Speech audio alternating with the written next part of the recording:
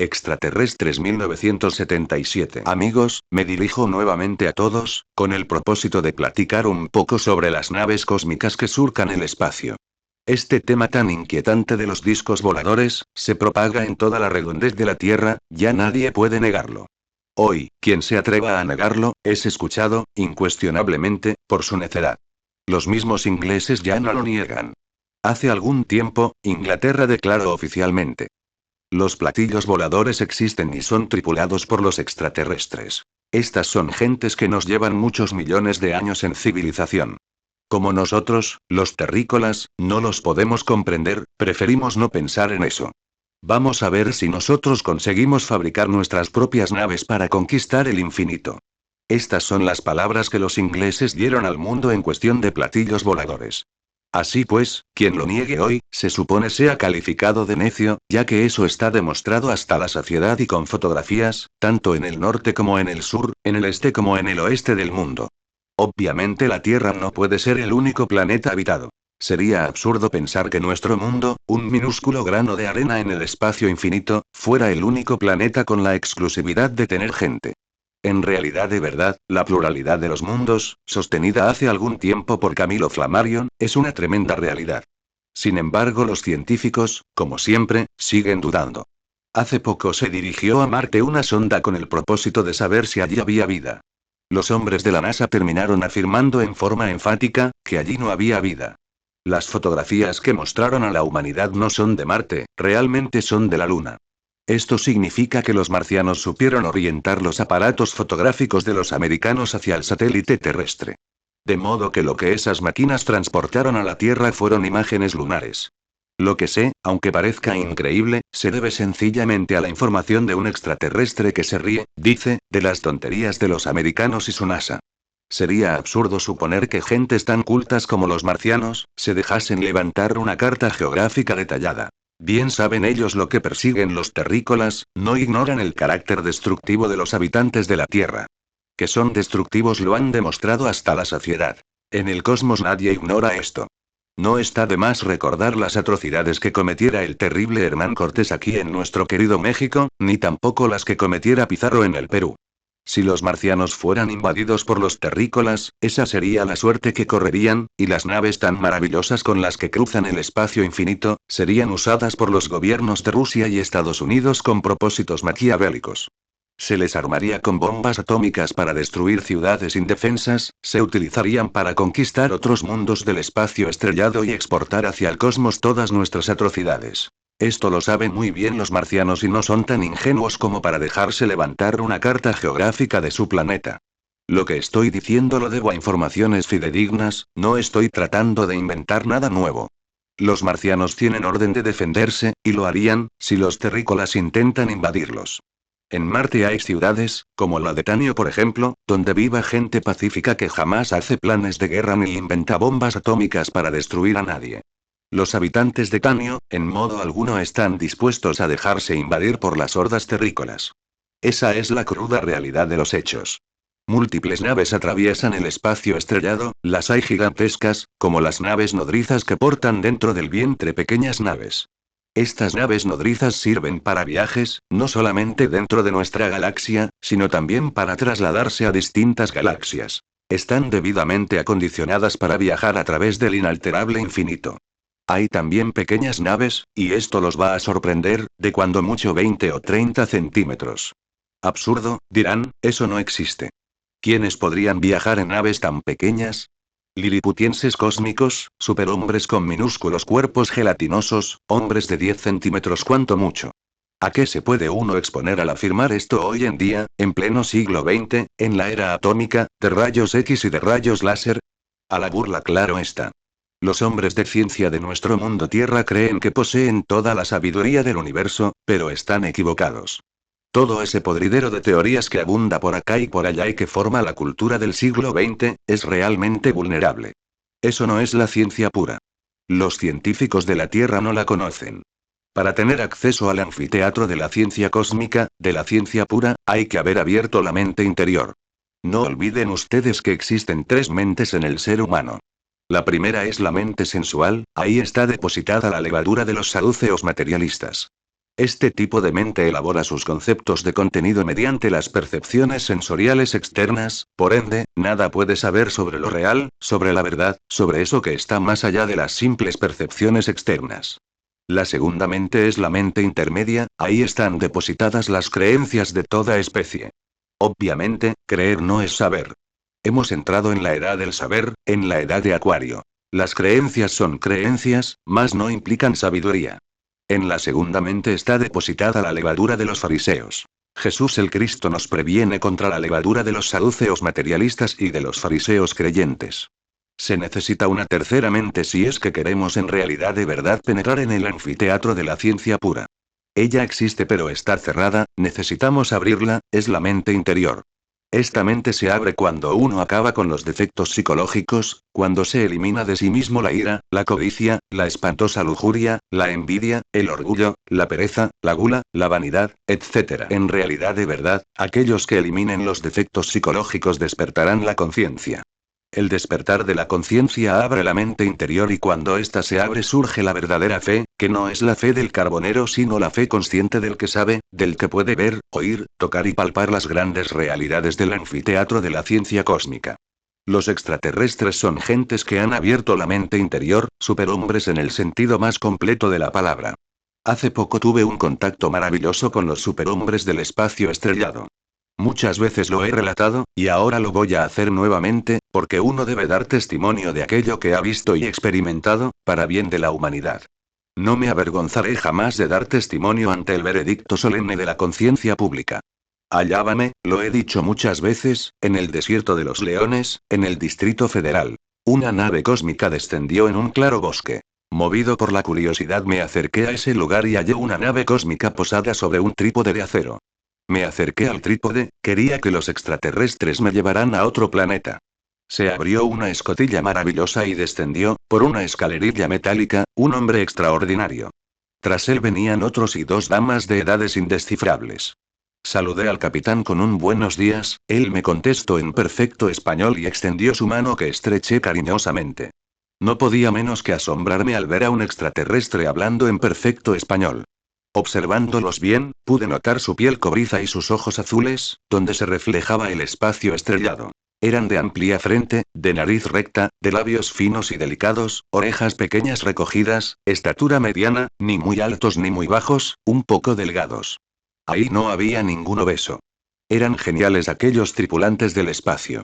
Avanzaron hacia unos troncos que había el suelo, entonces rogué al capitán que me llevara al planeta Marte, donde dice usted, a Marte. Sí, capitán. Pero si eso está ahí nomás gracias capitán, pero quisiera que ustedes me llevaran. El capitán guardó silencio. Continuaron los tripulantes del espacio hasta sentarse sobre los troncos. Después que todos hubieron tomado asiento, una de las damas, levantándose, dijo: si colocamos una planta que no es aromática junto a otra que sí lo es claro que la que no es aromática se cargará o impregnará con el aroma de la que sí lo es, ¿verdad? Ciertamente, respondí, así es. Pues bien, continuó la dama, lo mismo sucede con los mundos del espacio infinito. Mundos en que las humanidades que antes andaban mal, se fueron impregnando poco a poco con el aroma, con la radiación de los mundos vecinos y que ahora andan muy bien. Mas hemos llegado al planeta Tierra y vemos que aquí no sucede lo mismo. ¿Qué es lo que está pasando en este planeta? La dama en mención estaba perpleja, se le hacía muy extraño nuestro mundo, con gentes que hacen guerras y se destruyen entre sí, con tantos odios, tanta degeneración sexual, etc. Estaba alarmada, lo pude ver en su rostro. ¿Dónde habré llegado? Se preguntaría la dama. ¿Qué lugar es este? ¿Qué infierno? Esa pregunta que me hiciera fue tremenda, yo no sabía cómo responderle. Al fin dije: bueno, es que nuestro planeta Tierra es una equivocación de los dioses. Pero luego resolví redondear un poco mejor mi concepto, para decir así. Es karma de los mundos. Karma es una palabra oriental que significa causa y efecto, de tal causa tal efecto. La dama asintió con un movimiento de cabeza, con un tremendo respeto. La otra dama hizo lo mismo, y luego toda la tripulación. Creí que iban a decir algo más aquellos extraterrestres, mas hablan poco y en lo poco dicen mucho. Convencido de que regresarían a su nave, resolví reiterar mi demanda al capitán. Capitán, le dije, soy un hombre que le habla con todo el sentido de responsabilidad, soy escritor, escribo para la humanidad. Usted me puede llevar a otro planeta del espacio para poder traer datos a la humanidad terrestre. Quisiera traer pruebas de la existencia de la vida en otros planetas ya que los científicos de la Tierra son muy escépticos, incrédulos y materialistas. El capitán guardó silencio. Capitán, no es por mí que le hago esta petición sino por la humanidad, mi persona nada vale, pero piense en la humanidad. Estas palabras conmovieron al capitán. Levantando su dedo índice dijo. En el camino iremos viendo, fue convincente para mí tal respuesta, yo sé que ellos jamás engañan a nadie y que siempre cumplen su palabra, cueste lo que cueste. Hablan poco pero dicen mucho y cuando dicen algo lo cumplen, no son terrícolas. Así comprendí, el camino de la sabiduría, el camino de la perfección. Lucharé, sí, por eliminar mis defectos psicológicos. El capitán avanzó hacia la nave enseguida de la tripulación, subió por la fina escalerilla y abriendo la escotilla penetró en su aparato. Yo me retiré a prudente distancia, con el propósito de observar la que pasaba. La nave giró sobre su eje y luego de balancearse un poco en el espacio, se perdió en el inalterable infinito. Estos hombres, entendí, eran viajeros intergalácticos, la pequeña nave en que descendieron, obviamente regresó a una nave nodriza que había quedado en órbita alrededor de la Tierra. En esas naves nodrizas viajan superhombres, de galaxia en galaxia. Son infinitamente perfectos y están más allá del bien y del mal. Los terrícolas los aborrecen. Cuando dos naves de esas flotaron sobre los Estados Unidos hace algún tiempo, aviones cazabombarderos, salieron con el propósito de destruirlos. Una de las naves se perdió en el espacio, la otra descendió y se posó suavemente sobre una torre de energía eléctrica, entonces se produjo el apagón de New York y afectó no solamente la nación estadounidense sino también al Canadá. Generales del ejército americano exclamaron. He aquí el talón de Aquiles de los Estados Unidos de Norteamérica.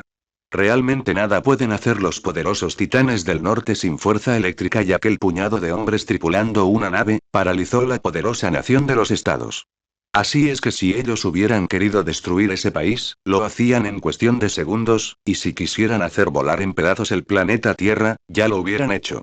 Pero ellos no son destructivos, nos aman y vienen a nosotros con el propósito de ayudarnos, pero en vez de recibirlos con los brazos abiertos como a nuestro Salvador, a nuestro Redentor, los recibimos a cañonazos, o huimos desesperados, como huyen los caníbales en la montaña cuando ven un avión.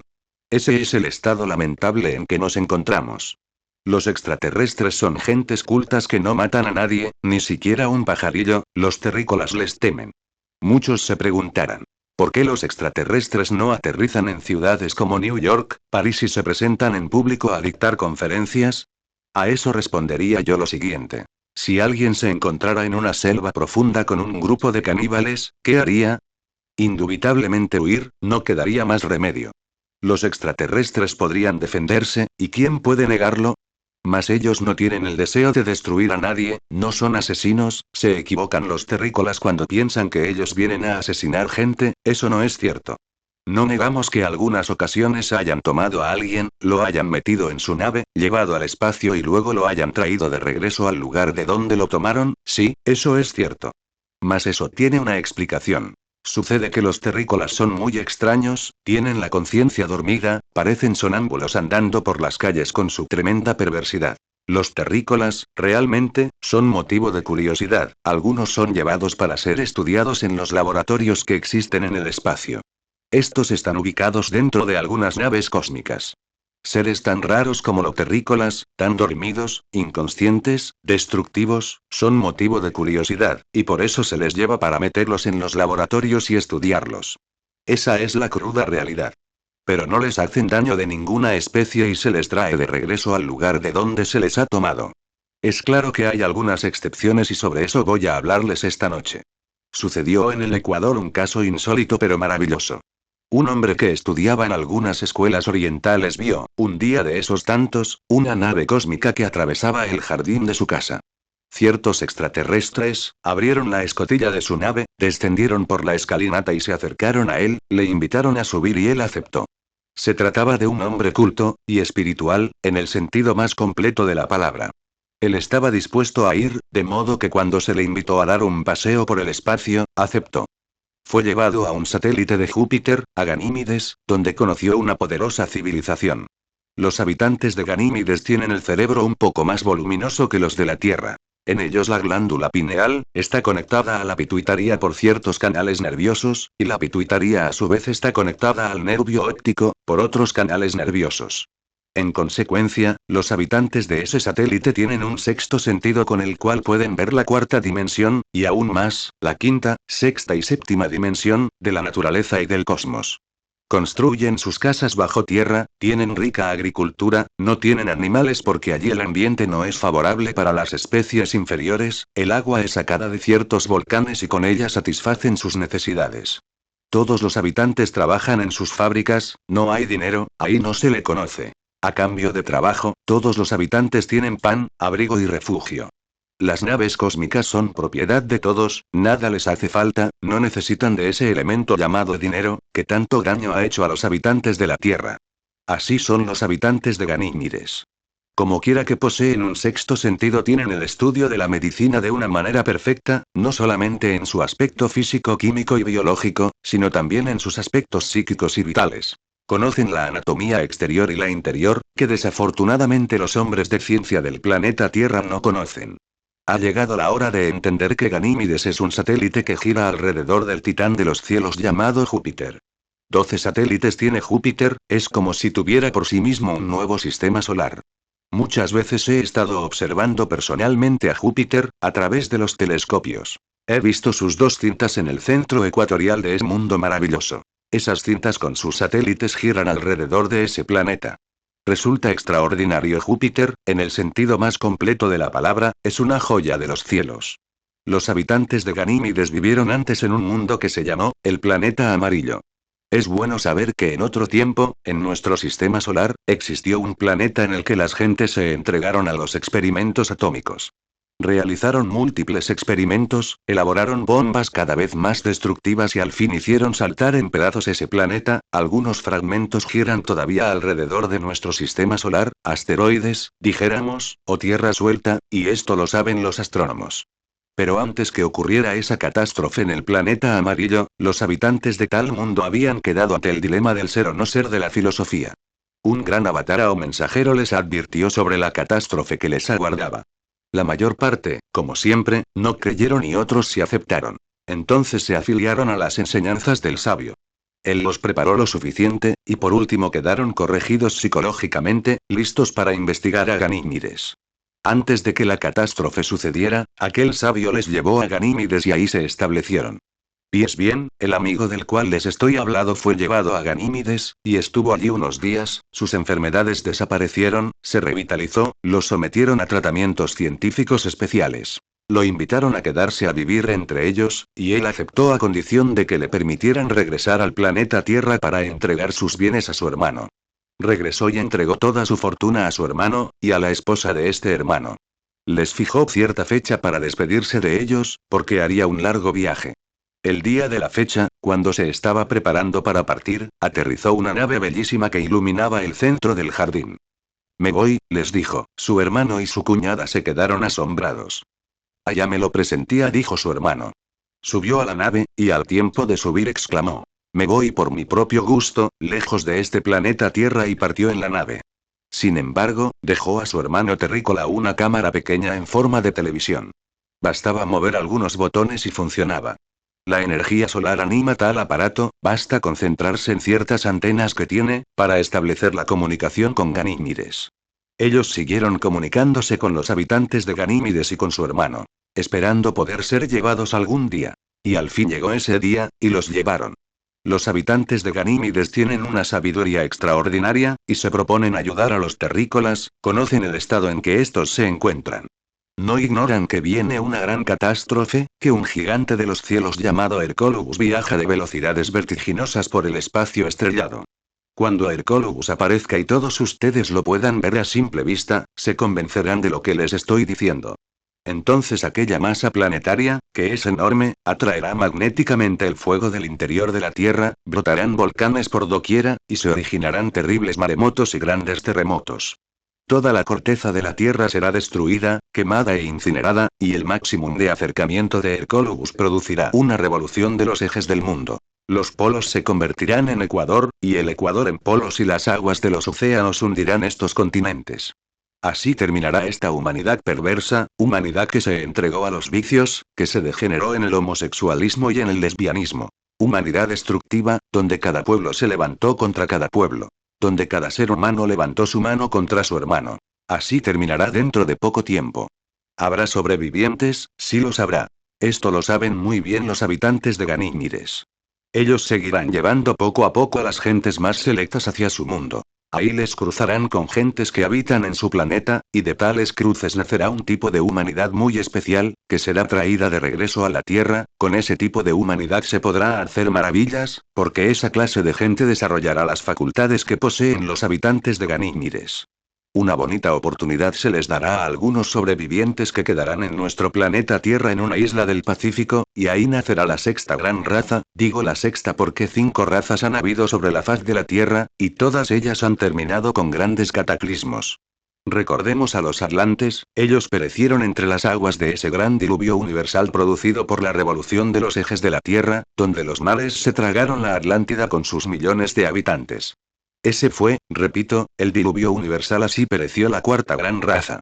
Nosotros somos la quinta raza. Es obvio que la gente alta raza perecerá por fuertes terremotos y grandes maremotos, por eso está escrito en el calendario azteca. Los hijos del quinto sol perecerán por el fuego y por los terremotos. Amigos, en estos momentos hay aspectos interesantísimos relacionados con los extraterrestres. Me viene a la memoria el caso del hombre que fue a Venus, el señor Salvador Villanueva Medina. Yo lo conozco, es un amigo personal. Este amigo, manejaba un auto rumbo a los Estados Unidos de Norteamérica. El carro se dañó. Se metió debajo del mismo con el propósito de saber qué pasaba, oyó pasos en la arena, salió y encontró a 2 hombres de mediana estatura. Le invitaron a seguirles, así lo hizo, y llegando al lugar donde había una nave cósmica, los enigmáticos personajes le invitaron a que ascendiera a su interior. Estando ya en la nave, esta cerró su escotilla y partió velozmente rumbo al planeta Venus. Estuvo 5 días, conoció su poderosa civilización, luego fue traído de regreso al planeta Tierra. En la República del Ecuador sucedió otro caso insólito. Cierto hombre incrédulo, escéptico y materialista se encontraba sentado al fondo de su jardín. Una nave aterrizó a poca distancia, le invitaron a subir y lo llevaron al planeta Júpiter. Ahí permaneció varios días. Conoció una civilización extraordinaria. Le invitaron a quedarse, mas él les dijo: tengo que volver a hablar con los terrícolas, y tengo que dar testimonio de lo que he visto y oído aquí. Regresó a el Ecuador y desde entonces, ese hombre se dedicó a estudiar la gnosis. Los extraterrestres existen y existirán siempre. Antes de que los habitantes de la Tierra aprendieran los primeros basamentos de las matemáticas, los viajeros del espacio ya veían a través del inalterable infinito. Si quisieran, podían ellos destruirnos y hacer volar la Tierra en pedazos, pero no son destructivos. Vienen con el ánimo de ayudarnos en vísperas del gran cataclismo que se avecina. Vienen para auxiliarnos. Algunos de ellos se han quedado ocultos en diversos lugares de la Tierra, y aguardan el momento oportuno para entrar en actividad. Por ejemplo, en la Antártida hay una ciudad subterránea donde vive un grupo de extraterrestres, hombres venidos de la galaxia azul, hombres de piel azul. Obviamente han construido la ciudad bajo los cielos. Tienen toda clase de comodidad, alumbrado atómico, etc., gozan de la belleza, son sabios por naturaleza y un rey muy sabio les gobierna. Muy pronto vendrán, cuando la catástrofe se acerque, los hombres mencionados de la galaxia azul, andarán por las calles de las ciudades tratando de socorrer a los que queden. Antes de que el gran incendio universal devore la faz de la Tierra, los hombres de la galaxia azul se harán presentes para enseñarle a la humanidad el camino de la rectitud. A quienes les escuchen, por esos días, serán salvados totalmente. Las respuestas que dio Samael a un Weor. Un terrícola tuvo la oportunidad de ver un extraterrestre y le preguntó cuántos planetas había en nuestro sistema solar, y el extraterrestre contestó que había 12 planetas. Quisiera saber si esto es cierto o no. Samael a un Weor, bueno, en realidad esta vez no le dijeron el número exacto de planetas, porque hay 13 en nuestro sistema solar. Empecemos en orden para que se entienda. Tierra, Mercurio, Venus, Sol, Marte, Júpiter, Saturno, Urano, Neptuno, Plutón, Vulcano, Persepone y Clarión. Total 13 mundos. Tiene nuestro sistema solar, y fueron 14, pero sucedió que los habitantes de ese planeta amarillo o planeta 14 se dedicaron, como ya dije, a los experimentos atómicos, y destruyeron totalmente su mundo. Tierra suelta o asteroides giran ahora alrededor del Sol, y son los restos de ese planeta destruido, y eso lo saben los hombres de ciencia. Usted hizo mención de una ciudad de Marte, llamada Tanio. ¿Es una experiencia personal que tuvo usted, es decir, que conoció con los ojos? Samael Aun Weor, ciertamente Tanio es una ciudad que existe, y cuando cito a Tanio, se debe a un informe directo recibido por un hombre que pertenece a un grupo de gente que viajaron a Marte. Es bueno que ustedes sepan, que actualmente los discípulos de Marconi han continuado con sus investigaciones científicas en las selvas del Amazonas. Estaban ellos en sus experimentos cuando un grupo de naves planetarias que venían de Marte visitaron sus instalaciones del Amazonas. Desde que tuvieron contacto con los habitantes de Marte, ellos no volvieron a tener contacto con la civilización moderna. Indubitablemente aprendieron con los marcianos a utilizar la energía solar. La última exploración que hicieron fue a la ciudad de Tanio. Como quiera que he estado en contacto con el científico que fue a Marte y que visitará a Tanio, no tengo ningún inconveniente en declararlo aquí ante el auditorio, a fin de que todos ustedes conozcan ese detalle. También hay uno de los científicos del Amazonas, que hoy en día está en Marte casado con una mujer marciana. Los habitantes de Marte desean relaciones amistosas con los terrícolas, quieren una alianza Marte-Tierra, que sería beneficiosa. Pero están aguardando que pase la oleada destructiva de los habitantes de la Tierra, porque repito, en estos instantes son muy peligrosos los terrícolas. Los seres de Marte saben que después de la catástrofe, con una raza nueva podrá establecerse la alianza Marte-Tierra. Marte es nuestro planeta vecino, tiene una gran civilización, que desea buenas relaciones con los terrícolas. El señor Tage, habitante de Marte que siempre desciende en las selvas del Amazonas, se ha convertido en un paladín de esa gran alianza. Estoy seguro de que se realizará. Pero es necesario primero seleccionar a los habitantes del planeta Tierra. Preguntas de un inquieto. ¿Los hombres azules están esperando a que llegue la catástrofe? ¿Por qué están esperando, y no empiezan de una vez a ayudar a la gente? ¿Por qué lo van a hacer de una forma absurda? Pienso, que si se van a mezclar con la gente y se van a llevar uno por uno. Siendo que tienen tanto poder, ¿por qué no lo hacen en forma inteligente? Sino que ayudan a una, dos o tres personas que encuentran en el camino, viendo que pueden ayudar a más. ¿Qué esperan? Samael Aun Weor, la pregunta está bastante interesante. Obviamente es la mejor pregunta que hoy ha salido de este gran auditorio. Quien la hace refleja bastante inteligencia y gran valor. En realidad de verdad si la raza azul apareciera ahora en ciudades como New York, París o Londres, estoy seguro que no sería muy bien tratado. ¿Qué suerte les aguardaría a los extraterrestres si se hicieran visibles y tangibles en las grandes capitales del mundo? ¿En qué quedarían sus naves? ¿Están ustedes seguros que las multitudes respetarían sus naves? ¿Están ustedes seguros de que las multitudes respetarían las vidas de los habitantes de otros planetas? Hasta ahora los hechos han demostrado lo contrario. Cuando dos naves volaron sobre los cielos de los Estados Unidos de Norteamérica, deseaban precisamente lo que el caballero en mención está diciendo. Contacto con la humanidad. Pero, el gobierno norteamericano se aprestó a recibirlos con balas, ametralladoras y cohetes. Esa es la clase de recibimientos que nosotros damos a las humanidades de otros mundos. Si los terrícolas pudieran agarrar vivos a los extraterrestres se los llevarían a los laboratorios para estudiarlos y saber de qué están hechos, si de pasta o de almidón. Y si sus naves pudieran ser capturadas se les armaría con potencial atómico para destruir ciudades indefensas, y dominar por la fuerza a otras humanidades planetarias. Nosotros no somos precisamente mansas ovejas. He conocido gentes que dicen, bueno, ¿para qué están volando esos habitantes de otros mundos, esos extraterrestres? Vale la pena bajarlos a balazos, para salir de una vez de la duda.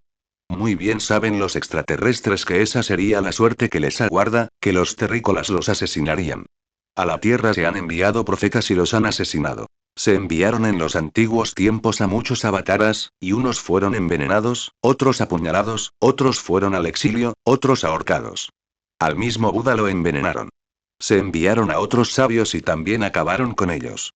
Por último se les envió al rabí, al divino rabí de Galilea, y lo crucificaron también, así son los terrícolas. Paz inverencial. Un caso insólito.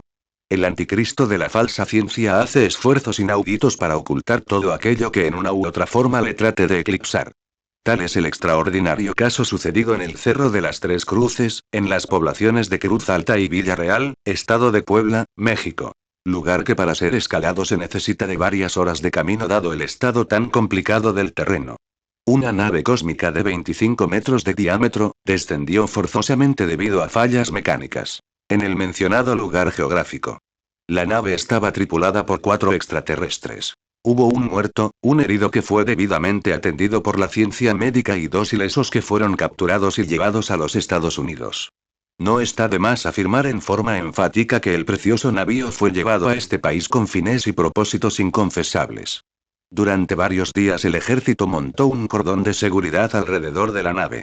Los 2 tripulantes que resultaron ilesos fueron vistos por el pueblo, tenían una estatura promedio de 2,50 metros, sus trajes eran de una blancura inmaculada, y su silencio era absoluto, puesto que no hablaban con ninguna persona que se les acercaba.